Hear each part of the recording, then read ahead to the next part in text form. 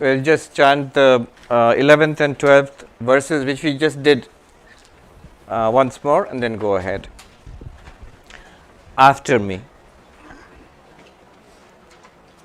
Anta karana tad vritti, anta karana tad vritti, sakshi chaitanya vigraha, sakshi chaitanya vigraha, ananda rupa satyasan, ananda rupa satyasan, kignatmanam prapadyase, Kimnatmanam prapadyase Satyananda swarupam dhi Satyananda swarupam dhi Sakshinam bodha vigraham Sakshinam bodha vigraham Chintayatmataya nityam Chintayatmataya nityam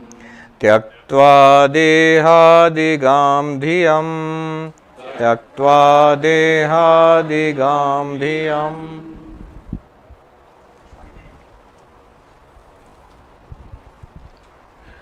We are trying to find out the meaning of the word Tvam in the sentence Tat Tvam Asi. We have been told that all of Vedanta is in the sentence Tat Tvam Asi, thou art that, you are that. In order to understand the meaning of this sentence, we must understand the meaning of the words. The words are you and that. You are that. Tat is Tvam, that is or are, it's understandable. It denotes identity. But first we must understand what is meant by you and what is meant by that. So the first step is to find out what I am. Essential step in Advaita Vedanta is to clarify what I am, and that inquiry has been started here. Now our main identification, the main stumbling block is our identification with the body. And so that's why we have to carefully see that we are not the body. These are not just arguments, they sound like arguments. So we have to understand what the logic is, what the argument here is. And being convinced about the argument, next we have to see that it's a fact. It's like, suppose someone tries to explain to me, Swami, you are not the shirt. You are wearing, but it's here, it's me. No, it's not you. Convince me. Well, earlier you were not wearing this shirt, you are wearing some other shirt, and later you may not wear this shirt, and yet you are there. When the shirt was not there, you were there. When the shirt is there, you are there. When this shirt is not there, you are still there. Therefore, you are not connected to this shirt.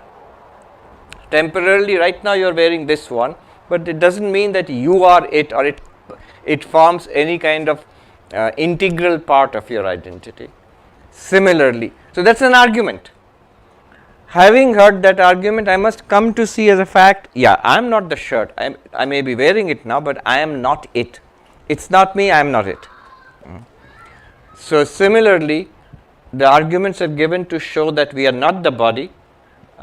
So we must understand the argument and then actually come to see that yes, actually I am not the body. The body is there, but I am not limited by the body. I am not it. So those arguments, some of them will be given now. Let's look. So I have the difficult task of keeping an audience awake after a meal in the summer heat, and with a topic like Vedanta. Rupadiman yataf pinda, Rupadiman yataf pinda, Tato natma ghatadivat, Tato natma ghatadivat, Vyadadi mahabhuta, Vyadadi mahabhuta, Vikaratvacha kumbhavat, Vikaratvacha kumbhavat. The 13th verse says that this physical body is not the self. I am not this physical body. I'm just giving a running translation because here the translation has been done together for 13, 14 and 15. So, I am not the physical body because this body has attributes like form and sound and touch, just like a pot. That is one argument. Remember, it is an argument to convince me that I am not literally this body. Another argument, it's again like a pot. This body is made of material elements by the modifications of material elements. So, let us see what is the argument here. Rupadiman yataha pindaha. Pinda here means the physical body. It is often translated as the gross body, but over time, gross, I don't know how it is here in Canada, but in the United States, the same meaning. Especially if you see kids, they say gross, ew, it's gross. So, gross means something yucky, and the physical body is yucky, especially if you open it up inside, you will find all the gross stuff inside. By gross body, it just means physical body. So, the physical, this body, the physical material body, it has attributes. It is a form. Rupa means form. Adi, etc. Not just form, like sound. Like if you take a pot, he gives an example of ghatadivat. Ghata means pot, etc. He gives an example. So, take a pot. It has a form. You can see. It's a curved form. You can see it. It also has a sound. If you tap it, you will get a sound. In fact, in classical Carnatic music, it is a kumbha is played actually, an extraordinary musical instrument. It has sound. It has touch. So, yeah, if you can just. So, if it has sound, it has touch. If you touch the pot, you can feel it. It may even have a smell, who knows. And if you try to taste the pot, you will get an earthy taste out of it also. So, a clay pot, suppose it is a clay pot, it has a form, it has sound, it has smell, taste, touch. This is exactly like that. Look at the physical body. Physical body has a form, you can see it, you can touch it. It's something, it has texture, you can touch it, you can smell it, and especially on a hot and sweaty day, you can smell it all the more. You can hear it. If it is your tummy is rumbling with hunger, you can hear the sound. You can, if you lick the hand, you will get some taste also. The physical body is an object to all of our senses. All five senses objectify this body exactly as they do with a pot. Just as the pot is not the self. I am not a pot, I am not a table, I am not a bottle, even though there is a bottle and I see it, but that does not mean I am that. I see it, I experience it, I can see it, I can touch it, I can hear it, I can taste it. Just like that, I am not the bottle, even though I know it so well. I know this body also, I am not the body, it is an object. This is the argument. Consider carefully how all the senses operate on a pot or a bottle and see exactly in the same way it operates on the body. So, why do I say I am this one? I never say I am that one. One of our Swamis, he was fond of this verse, which meant Swami Virajanandaji. He quotes it in his book Paramartha Prasanga. The world, the universe and the body are revealed to me all together at the same time. Either I am all of it or none of it. The universe and this body are revealed to me at once. Either I am all of this or none of it. The mistake we make is, our instinctive mistake is, I am this much. Up to the skin, up to the tip of the finger, tip of the fingernails, I am. Beyond that, not me. That's the other. This is me. Vedanta says all of it is you. Or why is all of it me? How is it all that it's me? It all appears in you, the consciousness. First we have made a shift. I am awareness. I am consciousness. In me the consciousness, mind appears, body appears, and the world appears. This whole thing is in me. And for this we have a good example in our dreams. So when we wake up from our dreams, in our dreams we saw people and a place like this, and I was there in my own dreams. I had a body in the dream. When I woke up, I realized that either I was all of it. It's true that all of it, everything that I saw in the dream, everybody I saw in the dream, including this body, all of it was this one dreaming mind. Or you can say, oh, it was just a dream. I was none of it. Not even that person in the dream. I was none of it. It's an appearance. It's an appearance in the dreaming mind. Just as the world, including all the people, including oneself, is an appearance in the dreaming mind. Similarly, in this world, the world and all the people and everything, and including oneself, is an appearance in consciousness. What consciousness? You. What we did so far, the two verses which we distinguished consciousness from body mind. I am consciousness experiencing body mind. I am not a body mind with consciousness. So this is the argument. There is an inner argument here. What he is actually referring to is Vaisheshika philosophy. The Vaisheshika philosophy, reality, they have 7 categories. And Vedanta is very simple that way. You might think Vedanta is complicated. Vedanta is very simple. Only one reality. Brahman. What about the rest? It's an appearance. So one reality. In Vaisheshika you have 7 realities. Dravya, Guna, Karma, Samavaya, and there are different, Vishesha, Samanya, Vishesha, and then there is Abhava, one more. But there, substances are called Dravya. So the table is substance. This body is a substance. Earth and water and all of these are substance. A car is a substance. Thing need not be solid. Could be solid, liquid, gaseous. It could be physical. It could be mental. Substance, a thing. And substances have qualities. So a body may be tall or short, overweight or skinny, may be white or brown or black, and so these are qualities. Color is a quality, size and shape are qualities of living beings, even living, non-living are qualities. Qualities of what? Of a substance. So you have a world in which there are substances, things, called in Sanskrit Dravya. So this is a Dravya.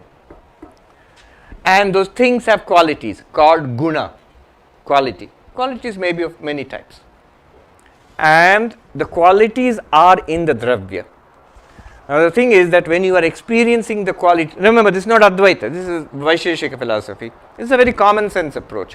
When you are experiencing the qualities, you are experiencing the substance. I'll repeat that. When you are experiencing the qualities, you are experiencing the substance. If I am looking at a blue car, I can see a blue car there. So, and I am looking at the blue of the car, I am actually looking at the car.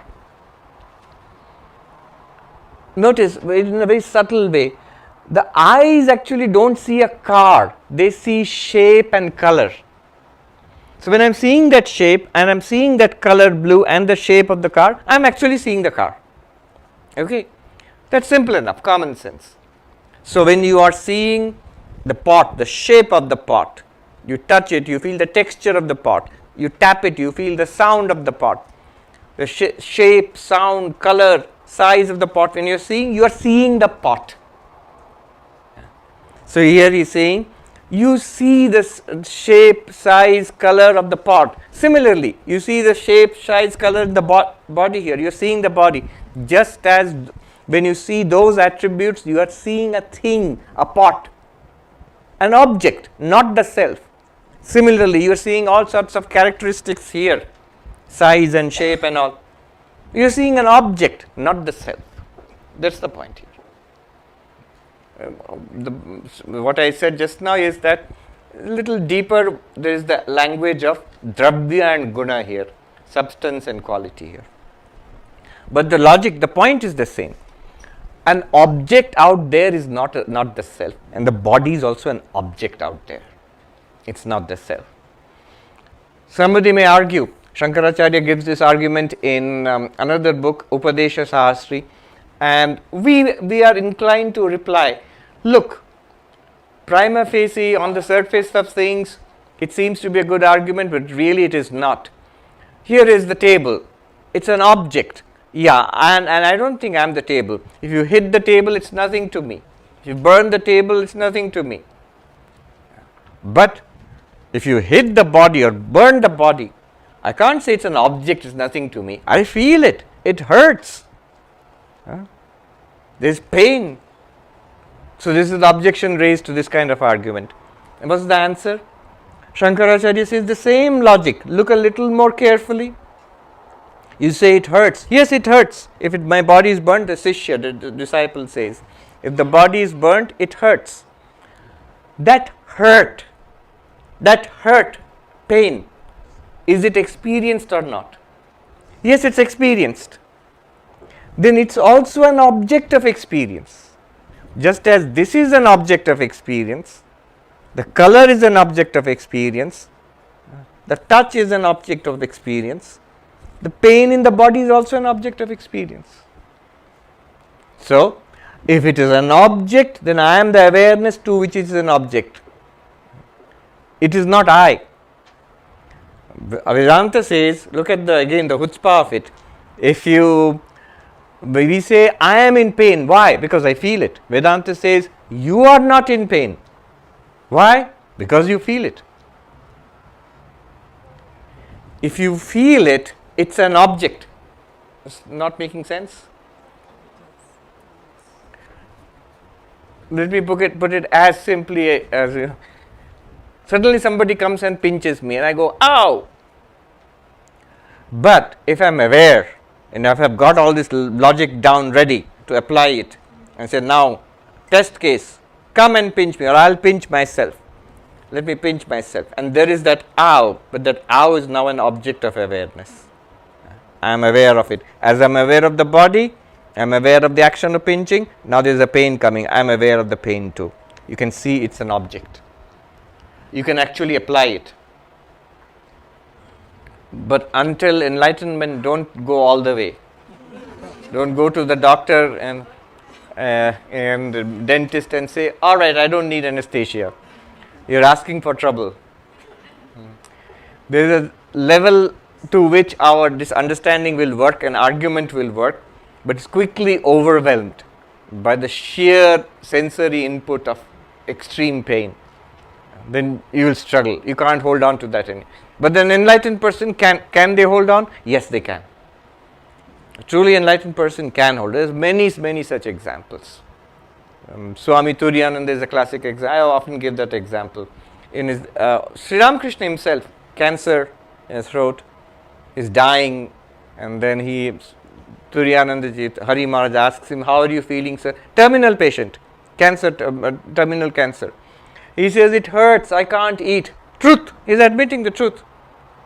And then Hari Maharaj says to him, but sir, I see you are in great bliss. How can you be dying of cancer and it hurts and you can still be in great bliss? And then Sri Ramakrishna said, oh, the rascal has found me out. The rascal has found, Shala Dhurani. That means he admits that's also the truth. That it hurts, I can't eat. True. In a deeper sense, I am in bliss. It's perfect. How is that? How is it possible? I am all right, even though at the bodily, at the physiological level, there is pain, there is a cancer, and actually this body is dying. I am perfectly all right. How can you say that? You can say that if you take the standpoint of awareness or consciousness. It's an experience. It just shifts the paradigm about that experience. Then the next argument, Vyadadi Mahabhuta Vikaratvacha Kumbhavat. So, this body is a combination of material elements. Those material elements are not the self.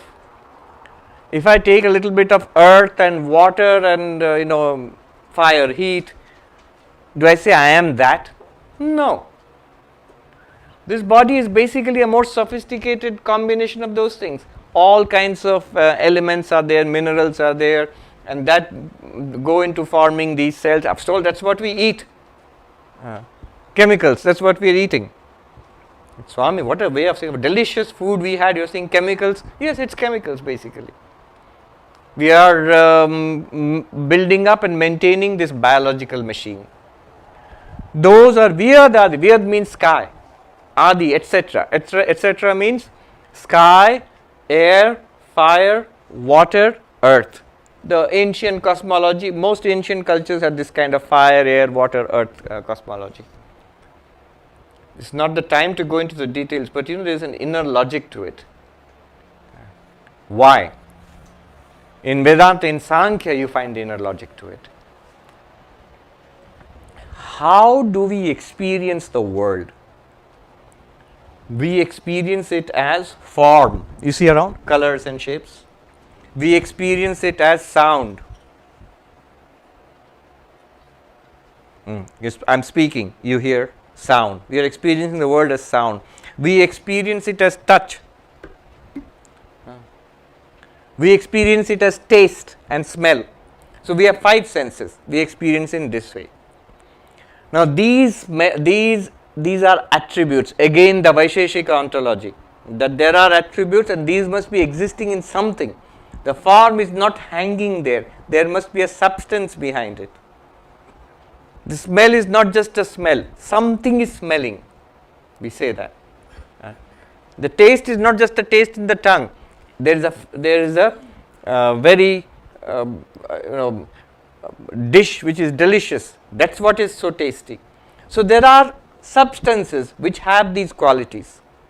Now, here is the logic. Form is the quality of the substance called fire. Sound is the quality of the substance called akasha. Not exactly space, but akasha. And then taste is the quality of a substance called water. Then what else is there? Smell is the or touch is the quality of a substance called air.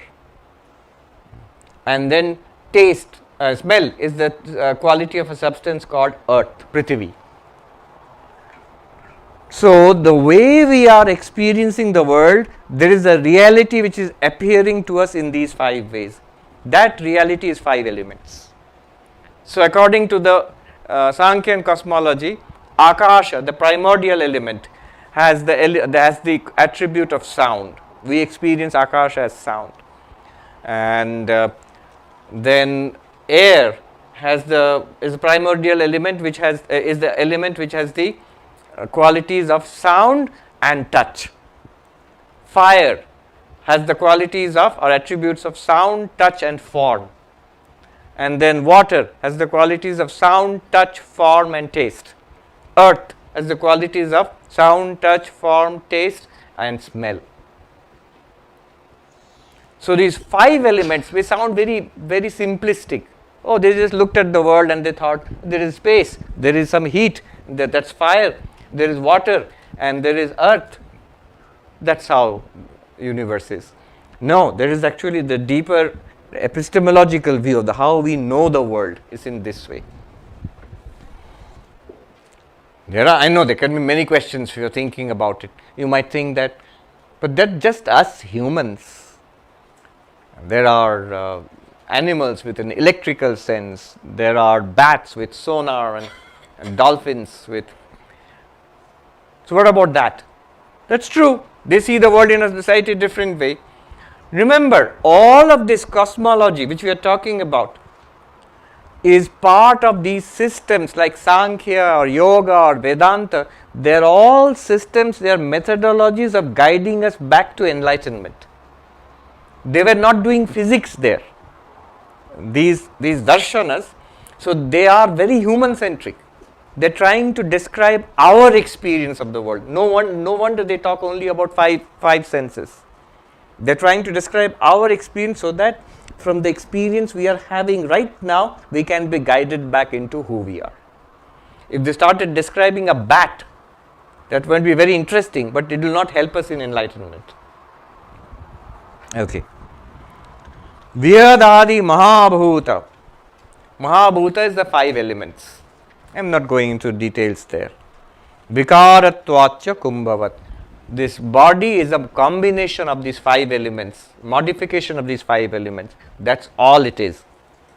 Just as you would not consider a lump of water and clay and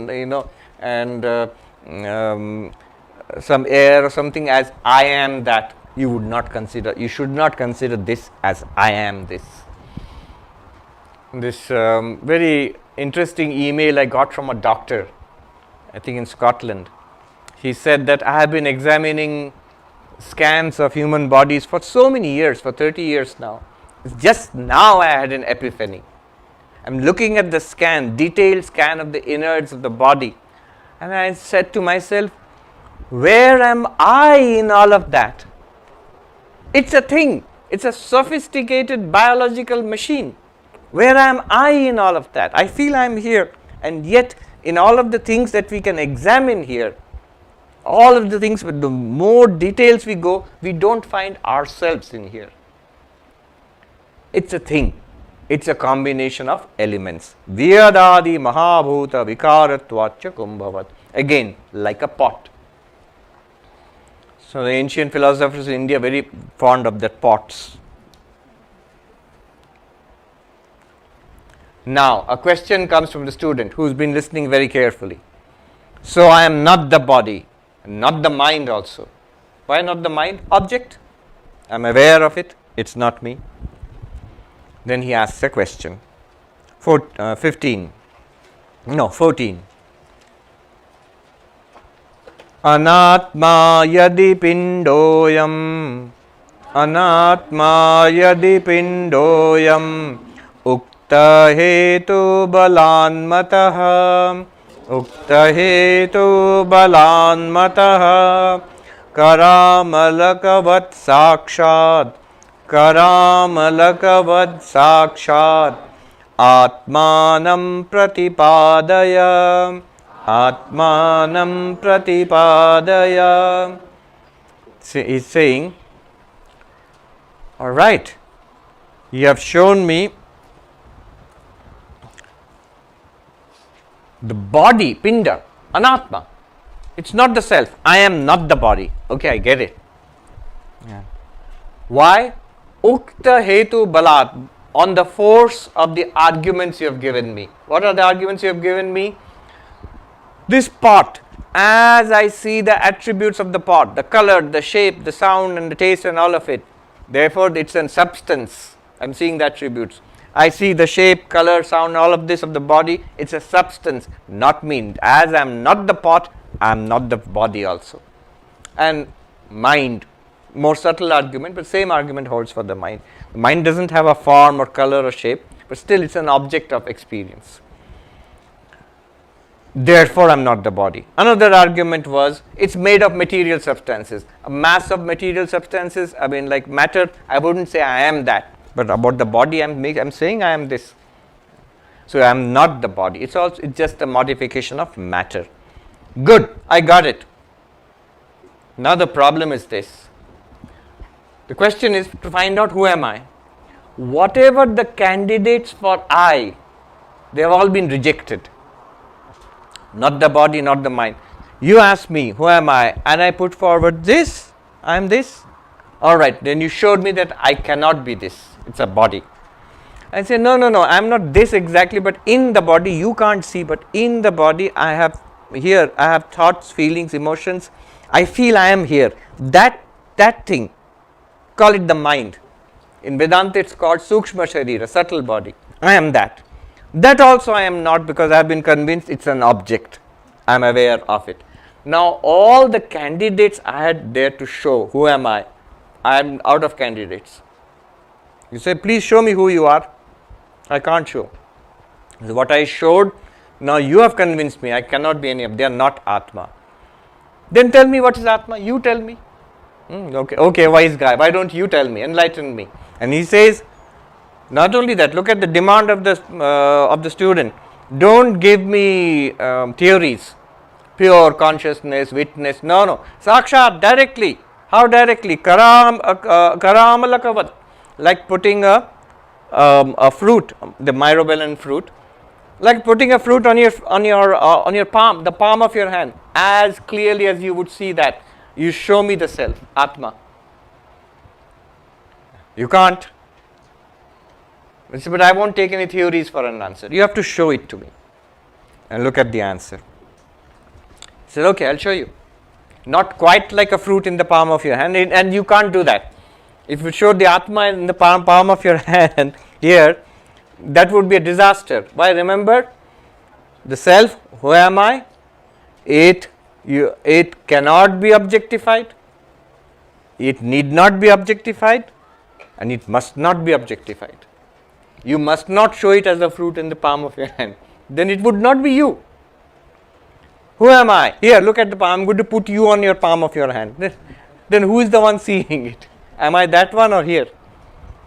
So he says, now the teacher answers. Ghata drashta ghatad bhinna. Ghatad bhinna. Sarvatha na ghato yatha. Sarvatha na ghato yatha. Deha drashta tatha deho. Deha drashta tatha deho. Naham mityavadharaya. Mityavadharaya. The form, etc., like jars and other things.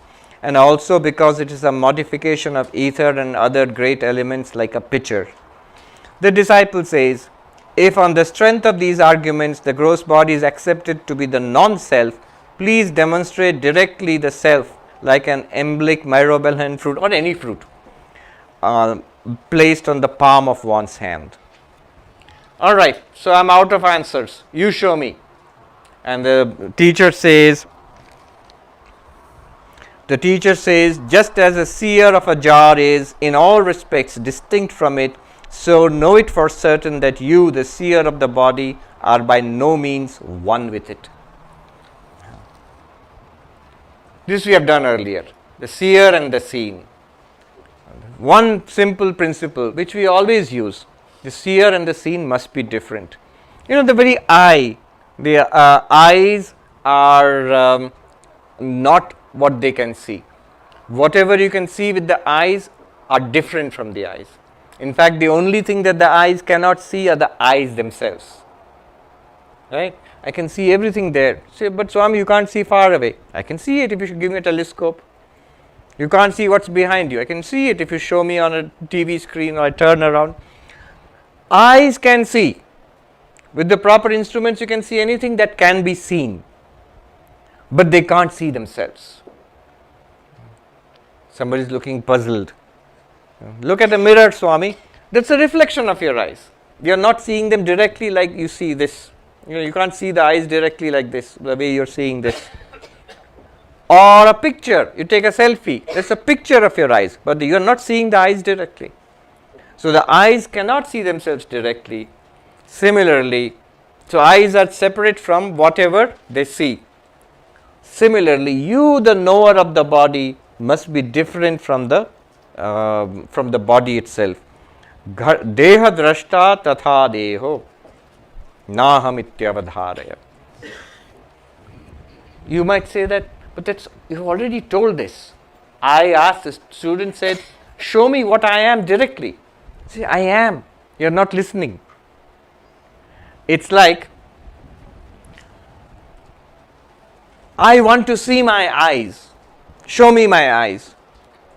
Then the answer is that just as the knower of the pot is different from the pot, the seer of anything must be different from all those things. So whatever you see, that's not the eyes. The eyes are the one doing the seeing.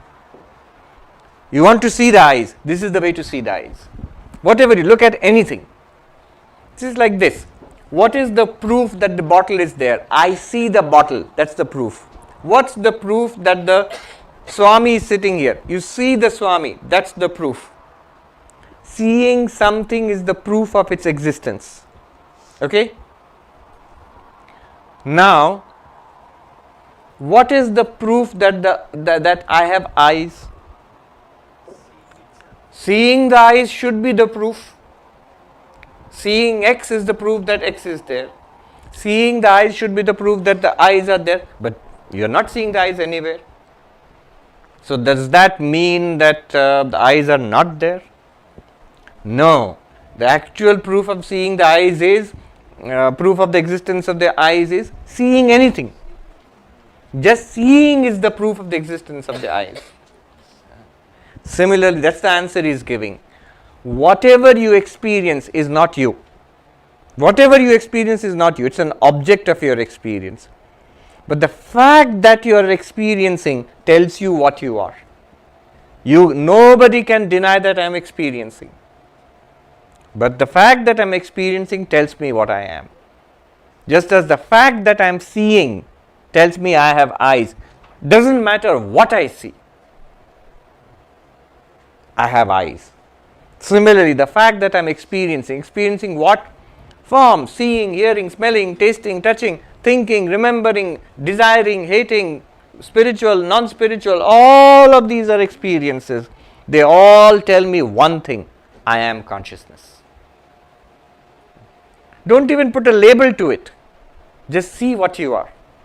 By the fact that, one of the most beautiful definitions of Atma, of the self, is Anubhava Matra Param Brahma. Experience itself is the ultimate reality. Be careful there.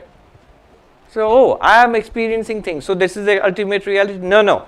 The addition of the Matra, experience alone with a capital A, where we leave out the experienced object. We leave out the person who is experiencing. And we just take the first personness, the presence of this experience, the awareness itself. You will see immediately all objective things disappear. Just the awareness is left. So, I am that awareness itself. But it's not an object. So, actually he is giving a clue here. The question was, show me the self directly. He is showing here actually. But also pointing out how the self is not an object. Therefore, I can't put it on the palm of your hand. Now, he takes it forward. Another analysis, a more detailed analysis to show that I am pure consciousness. 16.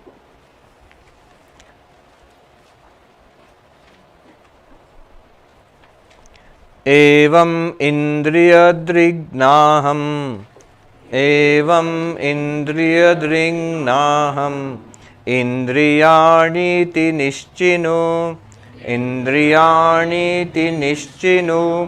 mano buddhistatha prano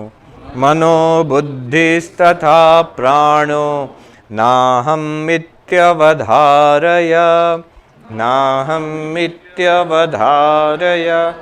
Thus ascertain that you, the seer of the senses, are not the senses themselves, and know for certain that you are neither the mind, nor the intellect, nor the vital force. Okay, before I go into this, notice the word which is being used again and again. Avadharaya. This is the Sanskrit word dharana. It means to, literally to hold, stay with it, assimilate it. So it has all the three components of Shravana, Manana, Nididhyasana. Listen to this teaching, be clear about what the teaching is. Second, understand it so that you can say, I get it. And third is, stay with it until it's a living reality. This process is avadharana. It requires attention and close effort to stay with it. Avadharana. There is a place where in Sri Ramakrishna, people are talking about Vedanta in front of him. He doesn't contribute to the discussion. He listens carefully. All this discussion is going on. He listens carefully, and then he just makes one comment. In Bengali, he says, "Kothagulo to bhalo, dharana hawa chai." This talk is good. These words are good, but there must be dharana. You must assimilate it. So the assimilation requires three things. Listen carefully. Not your own take on it. I have had people who listen to Vedanta talks, then write a book about it. My new idea, approach to Vedanta. That's not the point. You can write a book if it helps you, but it's not the point to come up with new theories and new ideas. Nobody is interested. So, better you listen carefully and make it your own. How do you make it your own? This avadharaya. Hold on to it. Listen. Once you have listened, when do you know listening is complete? When you can say, this was taught. This is exactly what was said. So, whole texts used to be memorized at that time. At least now we don't have to memorize the text. You will empty the entire tent. If people will run away if you ask them to memorize the text.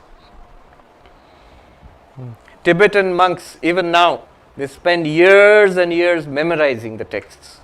Thousands and thousands of verses. Whole day chanting, reading, chanting, and whole night, almost late into the night, sitting and revising with no lamp, no light, darkness. So what you read in the daytime, you repeat to yourself night time. Hard work. And you know something very interesting, this Dreyfus, George Dreyfus, I think, he was the first Westerner to be trained as a traditional Tibetan monk. Dalai Lama gave him special permission in the 1970s, 80s. He's a professor. So he did the whole course which a Tibetan monk goes through, the training. And then he came back and he's the professor who's teaching Tibetan Buddhism here. He's written a book, The Sound of Two Hands Clapping. That doesn't ring a bell. You know the Zen saying, what is the sound of one hand clapping? This is Zen Koan. And so again, I mean, he's played on that. He says the sound of, normally how do two hands clap? And you see the Tibetan monks when they debate. Have you seen videos of actual Tibetan monks debating? So they will be, one will be sitting who has a point to prove. The other one is the attacker, the one who is asking questions and debating. And when he makes a point, so there are gestures, elaborate gestures. This is a challenge, or your point has been cut down, or here's a challenge before you. They will do this, like this. The sound of two hands clapping. Basically, the debating techniques of Tibetan monks. So he says, we used to spend hours and hours memorizing, and how difficult it is memorizing in the original Tibetan without knowing the meaning of the Tibetan. Just sounds, how difficult it is. He says it's very difficult, and at first I used to think, what's the point of this? Isn't it much better to understand the meaning and then memorize? It's actually much faster if you understand the meaning and then memorize. You know what it means. But then he says, after some time, I saw the logic of this. Very interesting. If you understand the meaning and memorize, very soon you will forget also. You will remember the meaning, you will forget the words. If you just memorize it as sound, like a song or a tune, you will remember it. It's harder, but you will not forget. He said, I saw that. When I tried to understand and memorize, immediately I memorized, but within a few days it was gone. Anyway, so in the old days, you'd have to memorize the text. Here at least, the gist of the teaching we must know. Second, so when you know the gist of the teaching, this is what the teaching was, I can tell you in my own words, your listening is complete. Now next, when you say, I can tell you the teaching and I understand it also, your understanding is complete. And then when you say, I can tell you the teaching, I understand the teaching, now I am trying to see it in my own experience, that's the nididhyasana. If you do that, then that is called avadharana. You are assimilating it, dharana. That to that person who asked Sri Ramakrishna, teach me in one sentence so that I become enlightened. And Sri Ramakrishna said, Brahman is real, the world is an appearance. We keep hearing this all the time in Vedanta. But then he added, 80 dharana karo, which is not so easy. This is that avadharana, to make it a real thing for you. So now, let me explain this verse.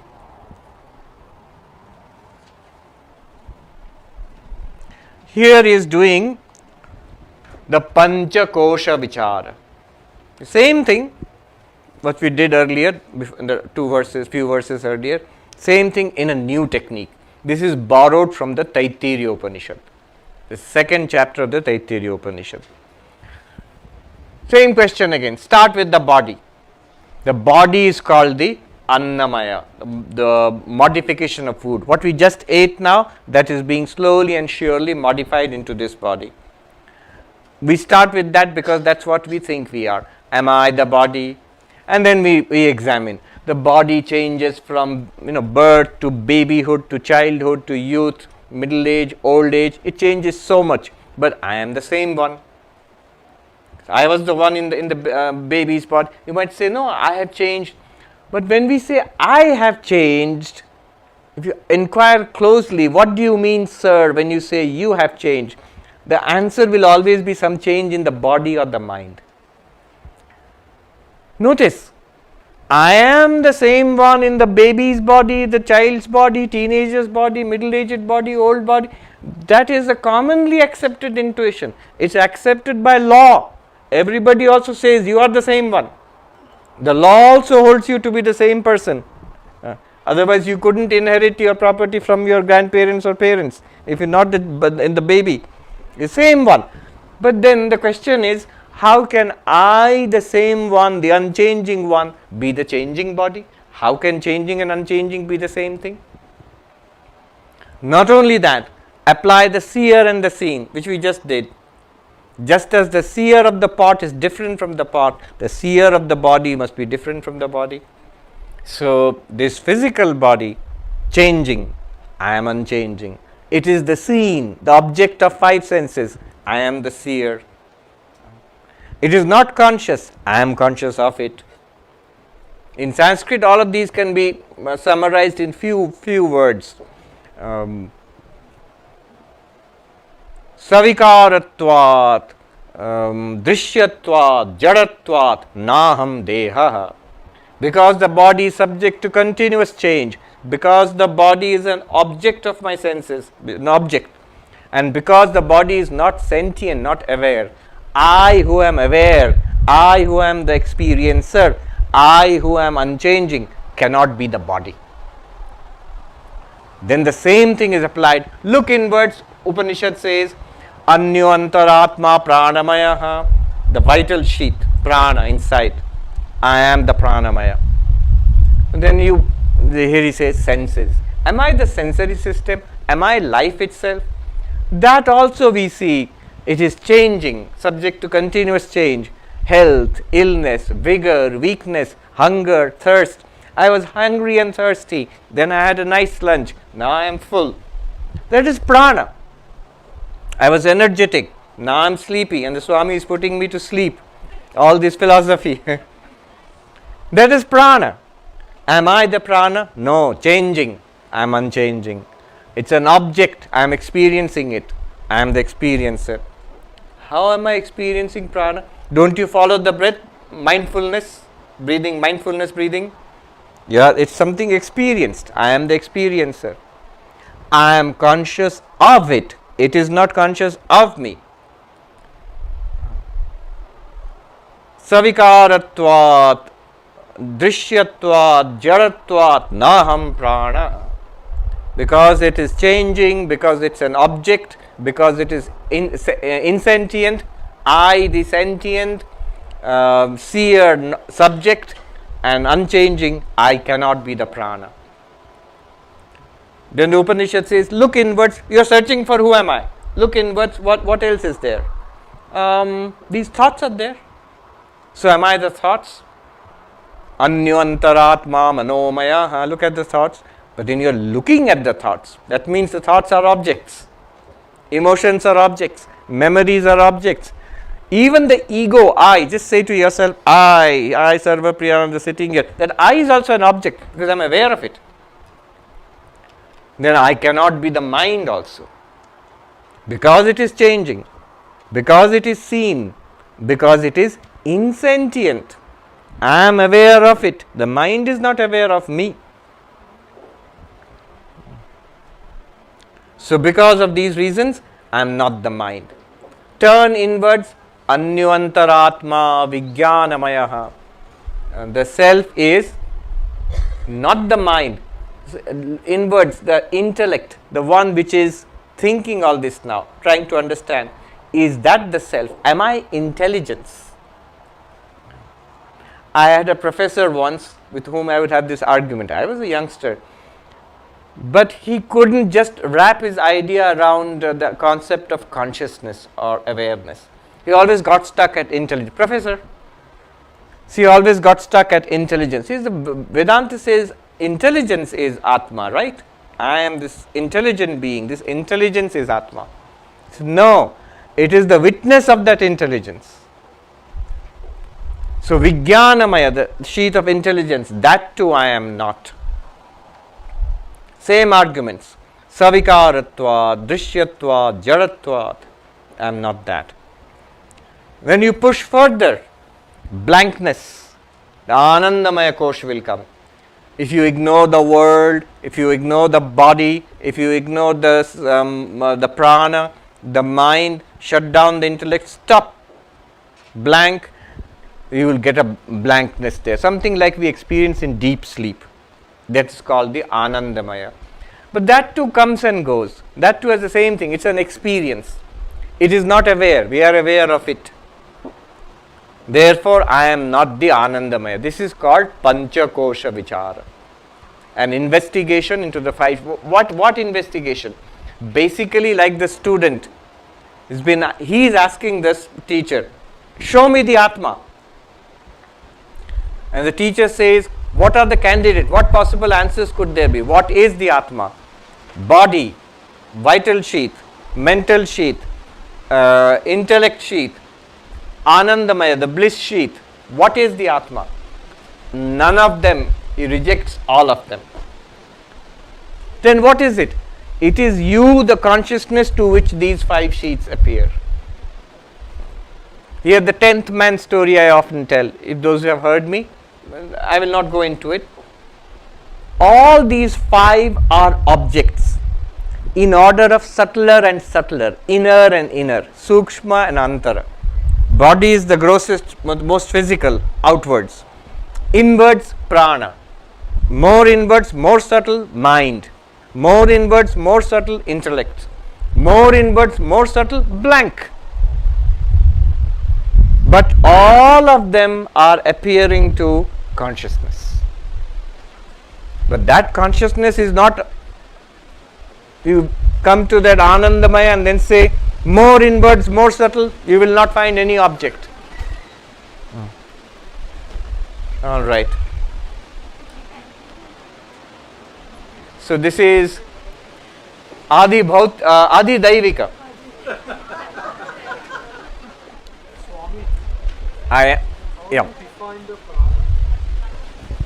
The prana.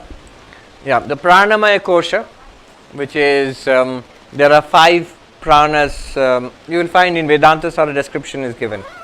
The Vyana, Udana, Samana, the five Pancha Prana are there. Pancha Prana. Pancha Vayus are there. And they perform various activities in this physical body. But all of that we are not aware of. It's enough if you take the tip of the iceberg, just the breath. And then you notice It changes, it comes and goes. You notice it's an object, I am aware of it. And then you notice it is not sentient, I am aware, it's not aware. That's enough. Just the tip of the iceberg you noticed, and the whole prana is like that. And of course, prana beyond the body is also there, the whole cosmic prana is there. But still, our point here is it's not me, it's not I, it's an object. So, I am the witness of the five sheets.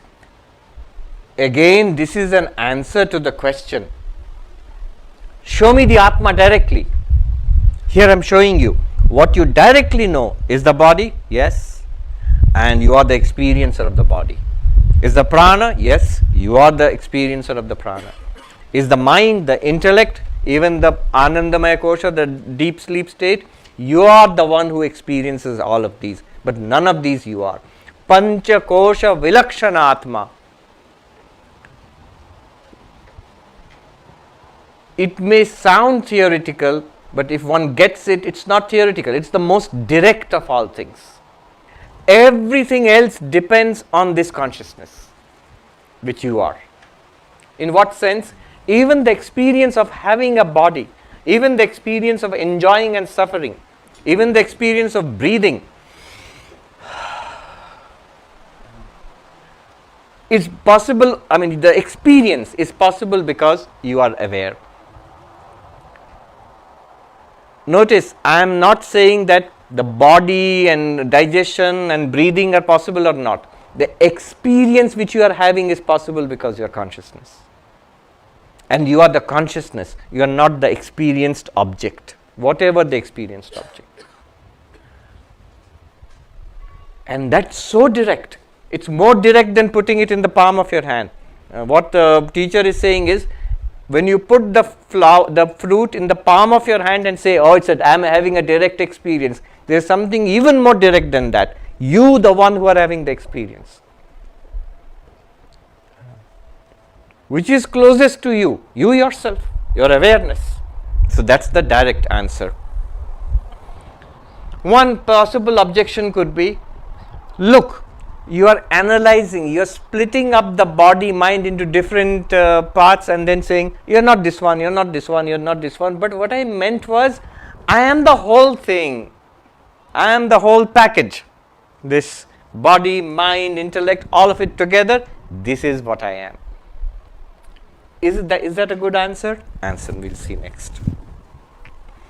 17. Sanghatopi yatha naham Sanghatopi tatha naham Sanghatopi tatha naham Iti drishya vilakshanam Iti drishya vilakshanam Drashtaram anumanena Drashtaram anumanena Nipunam sampradharaya Nipunam sampradharaya.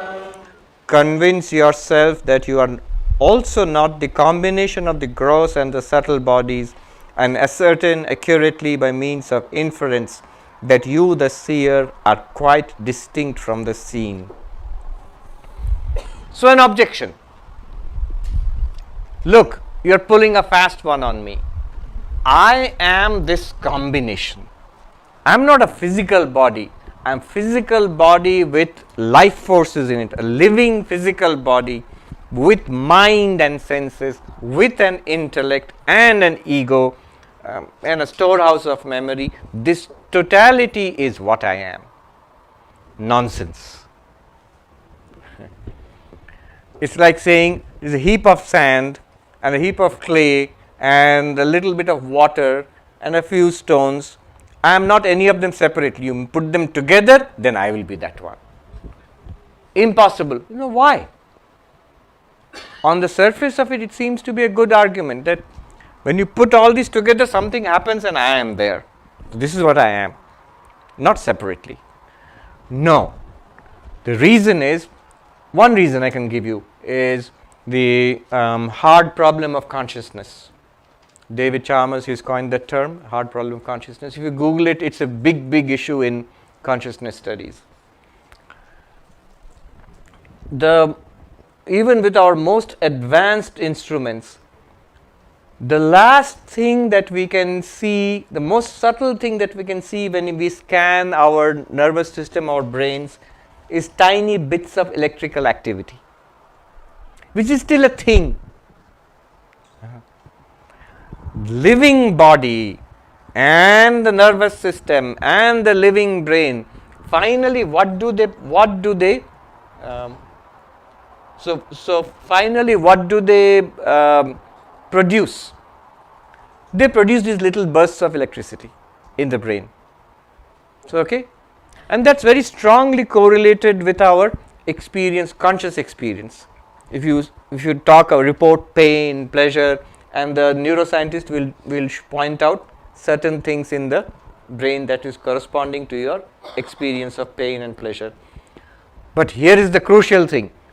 Where is the jump? Where does this little electrical activity in the brain become conscious experience? There is no logical way of bridging that gap. Many people don't get it. Even now there are neuroscientists, and philosophers of mind. Daniel Dennett is one of them. So their idea, Patricia Churchland is one of them.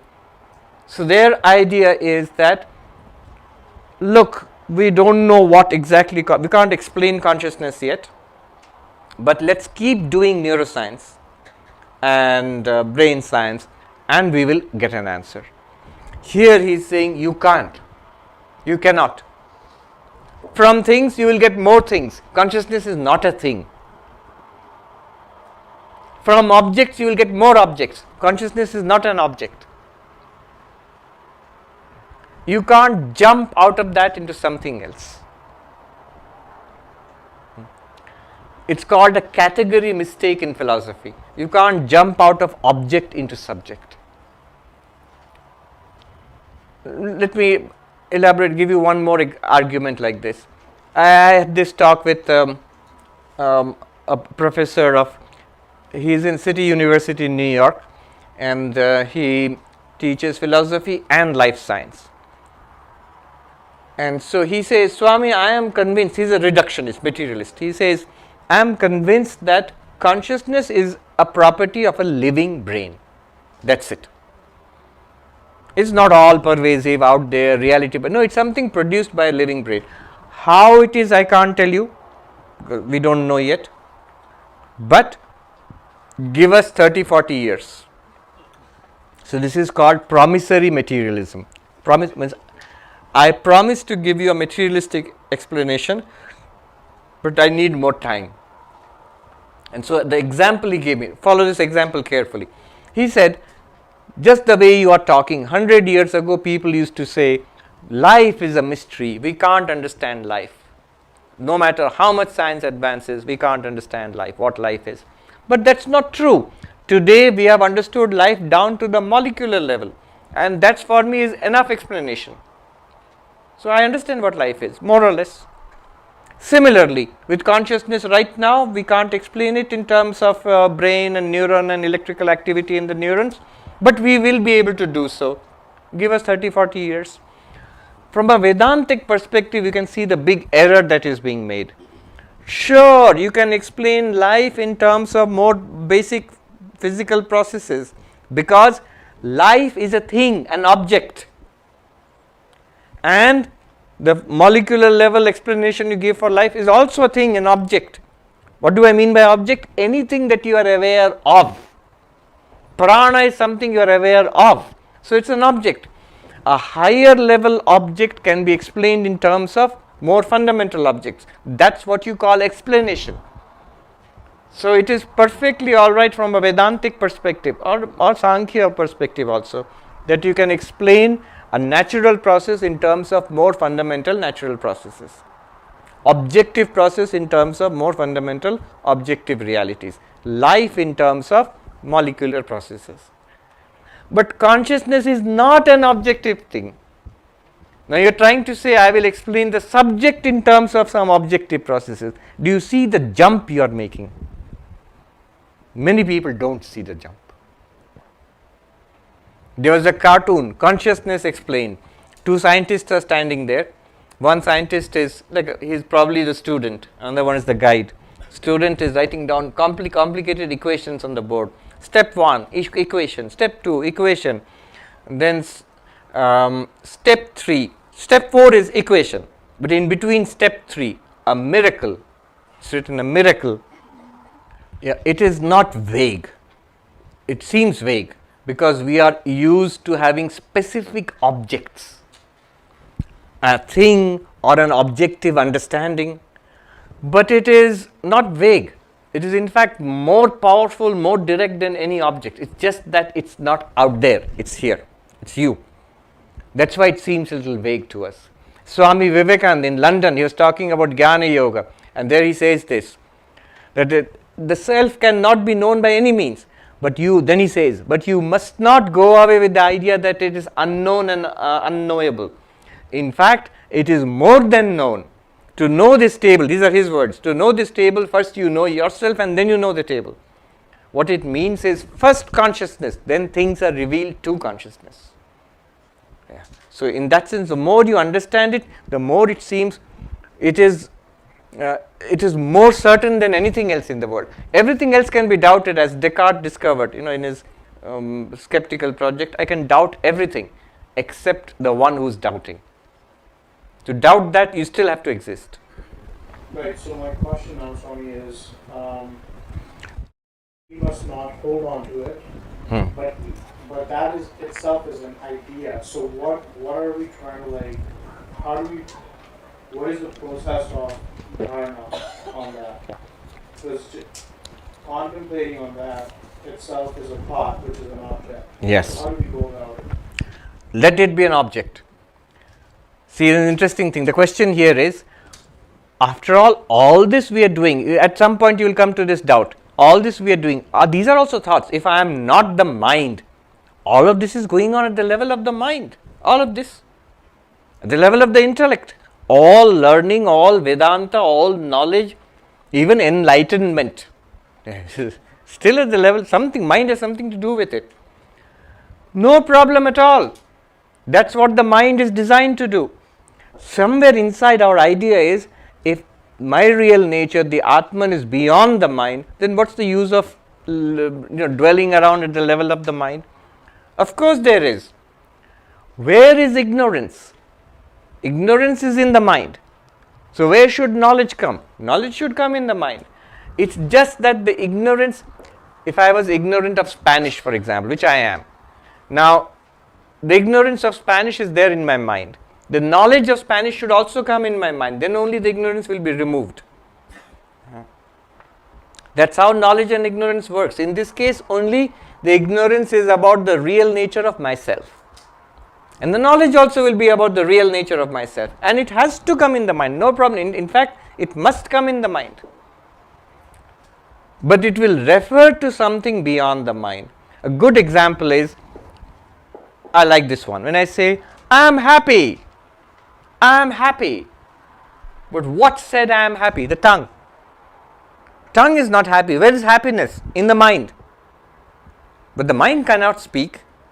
Speaking is the job of the tongue and the voice box and the vocal apparatus. So that one said I am happy, but referring to happiness in the mind. And that's perfectly all right. It's a job. The instrument is the tongue to speak. Similarly, the job of using knowledge to point to my real nature, which is beyond intellect, beyond knowledge. But that's the job of the intellect. So this thought, I am not the body, not the mind, and I am this awareness which is illumining body and mind, this is what we must hold on to. Not as an affirmation, as continuously keeping to see that it is so. Yeah. My name is Sabota. My question is the difference between the second stage, which you said was the understanding your teaching, and then assimilating it and making it real, the third stage. Is it a question of purification of the mind? No. Purification of the mind is something that's already taken in a fourfold qualification at the beginning. So to some extent that already must be there. This is a question of holding on to it. That means continuing to see that it is so. Right? Suppose I don't know who you were, and then somebody told me that's Swagata, that's Swagata. So now I know. Now if I maintain that alertness, this is Swagata in my mind, this is the third part of it, that staying with it. See, I am still seeing you anyway. Earlier I didn't know who you were, now I know who you are. Now I continue to see who you are and keep it in my mind. This is Swagata, this is the staying with it. Earlier I thought I was this body mind. Now I know I am the awareness to which the body mind is appearing. And now if I stay with it, that's it. Then who is the other one who raised the hand here? Let's at least hear the question. No more right now. The two persons here. Gentleman here and this gentleman here. Just ask the question. Tell us your name. My name is Sanket. So in the session in the morning we were doing the exercise of eyes not being the same as the object that it is seen, right? So the physical eyes cannot see themselves, but we can see a reflection. So when you did that exercise of us stepping back, is it the mind acting like a mirror, or are we and actually seeing the Brahman behind it, or is it seeing eyes in all we did was a simple thing of directing and redirecting our attention.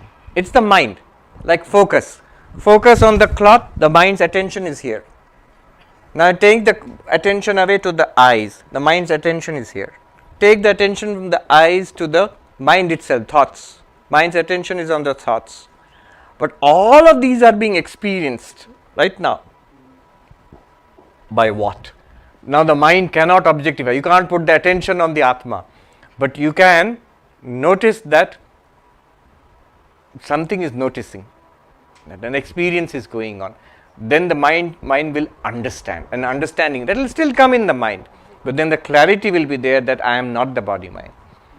You are manipulating the attention of the mind. Yeah. Okay, one more question.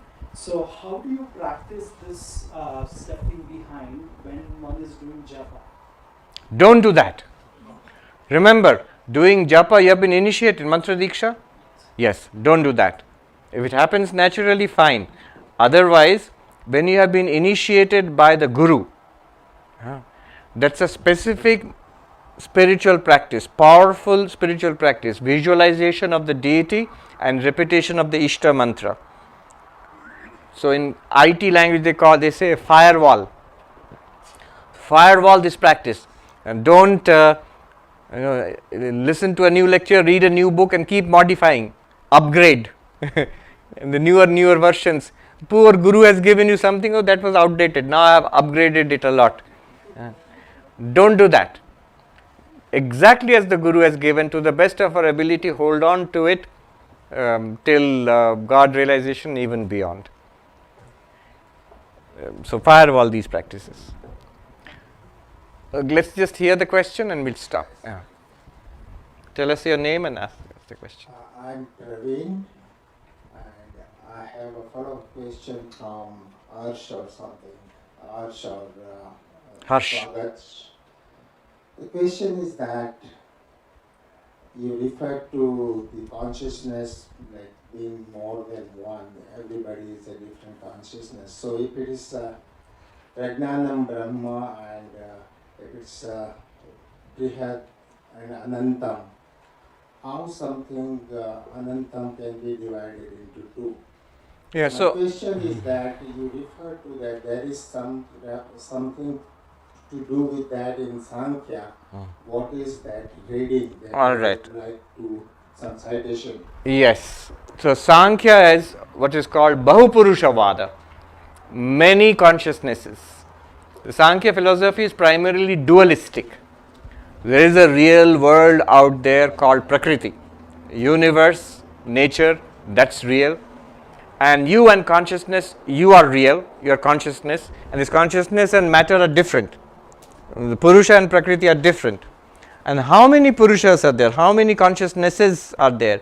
According to them, Any number of consciousness, as many beings, so many different consciousnesses. Now you say, and they ask Vedanta, why do you say there is one consciousness? We are all different.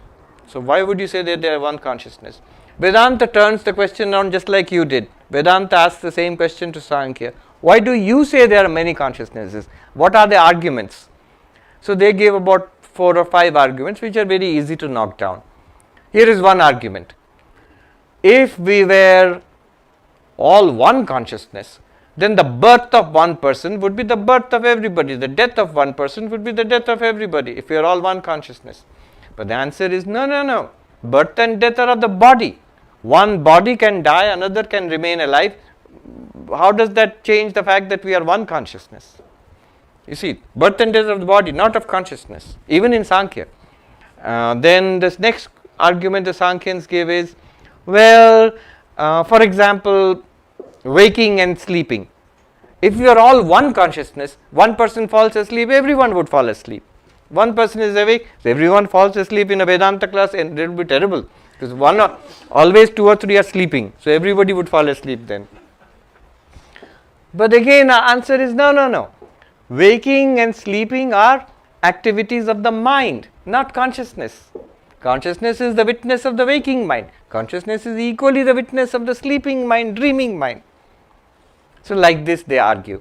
All of those are easily dealt with.